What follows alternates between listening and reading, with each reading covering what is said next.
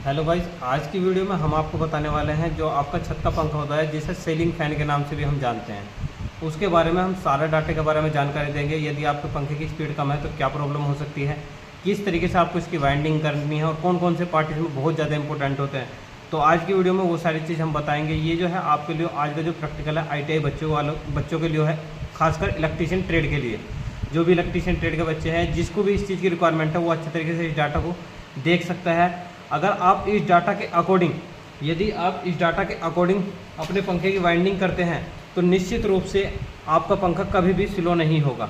तो अभी हम दिखाएंगे सारी चीज़ और बताएंगे किस तरीके से करना है। सबसे पहले ये जो हमारे पास है, ये पूरी बॉडी होती है, कंप्लीट बॉडी होती है। ये हमारे पास स्टेटर होता है। मोस्टली जो पंखा है, कोई भी इक्विपमेंट जो बनकर तैयार होता है आपका इलेक्ट्रिकल फील्ड में, वो 3 चीज़ से मिलकर बना होता है: स्टेटर, रोटर और बॉडी। ठीक है, अब इसमें हम बात करते हैं रोटर, स्टेटर और बॉडी। देखिए, ये पूरी कंप्लीट बॉडी हुई। ये जो आप देख पा रहे हैं, ये इसका रोटर है, ये इसका स्टेटर पार्ट है, ये इसका कैपेसिटर है, ये कनेक्टर होता है।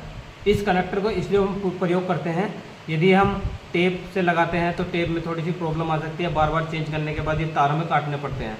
तो कनेक्टर का यूज़ इसलिए करते हैं कि आप उसे स्मूथली यानी कि आसान तरीके से खोल भी सकते हो, फिर बाद में टाइट भी कर सकते हैं। ये 2 बैरिंग लगे होते हैं इसमें, जो कि 62 एक और 62 2 नंबर के होते हैं। 62 एक और 62 2 नंबर के होते हैं।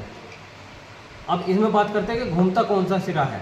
देखिए, हमेशा ध्यान रखना, आपकी चाहे मोटर हो चाहे पंखा हो, घूमता हमेशा रोटर ही है।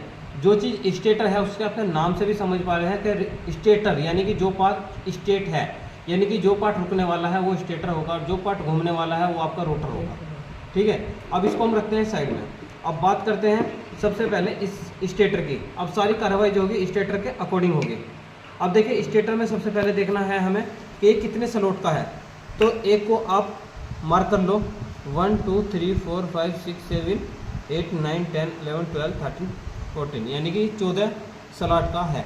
हमेशा दोनों के स्लॉट कभी नहीं गिनने होते। आप एक के स्लॉट गिन ले, या तो अपर वाले गिन ले या डाउन वाले गिन ले। ठीक है, उसके अकॉर्डिंग जो भी हमारे पास डाटा होता है, जैसे कि हमारे पास डाटा क्या है, ये डाटा है।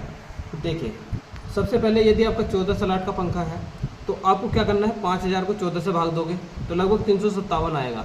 तो यानी कि 300 अगर 360 के आसपास यदि आप टर्न कर देते हो तो आपके पंखे की स्पीड बहुत ही अच्छी होगी। उसके बाद यदि आपके जो पंखे की स्लॉट है वो 12 है तो 12 से 5000 को भाग कर दें तो उसके बाद 414 16 के आसपास आपको टर्न करने होंगे।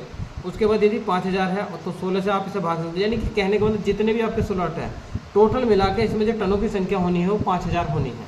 अब वो आपका अपने अकॉर्डिंग देख सकते हैं कि एक स्लॉट में आप कितना ला सकते हो। अब जितने इसमें है उतने के अकॉर्डिंग आप इसे भाग दे सकते हो। उसके जरूरी नहीं कि आप बिल्कुल 312 करने हैं, 416 317, आप उससे 1-2 फालतू भी कर सकते हैं, कोई इशू वाली बात नहीं है। अब बात करते हैं इसमें नंबर क्या डालते हैं। इसमें जो हमें नंबर डालना होता है, हम इसमें डालते हैं 36 नंबर। ठीक है, HWG जो स्टैंडर्ड वायर गेज होता है वो 36 नंबर हम इसमें यूज़ करते हैं। और बहुत सारी दिक्कत ये होती है, यदि हमारा पंखा स्पीड में कम हो जाए तो लोग क्या करते हैं कि कैपेसिटर 2.5 का है तो आप इसमें 3.25 का 4 का लगा दो। नहीं, अगर आपके पंखे की स्पीड कम है तो आप उतनी ही पावर का कैपेसिटर लगाओ। यदि इस 2.5 UF का कैपेसिटर लगाने का बेनिफिट क्या होता है, यदि आपकी सप्लाई थोड़ी सी ज़्यादा हो जाए तो इसकी क्षमता कमी होगी। यदि आप इसकी जगह इसकी कैपेसिटी को बढ़ा देते हैं, 3 3.25 का लगा देते हैं या 4 का लगा देते हैं, तो उससे क्या होगा, अगर कहीं सप्लाई ज़्यादा हुई और कुछ कैपेसिटर की पावर बढ़ाने की क्षमता बढ़ेगी, उसके कारण क्या होगा, आपका पंखा जो है वो पूरी तरीके से डैमेज हो जाएगा, ख़राब हो जाएगा, उससे पंखा जल जाएगा, बहुत सारी प्रॉब्लम आ जाएगी।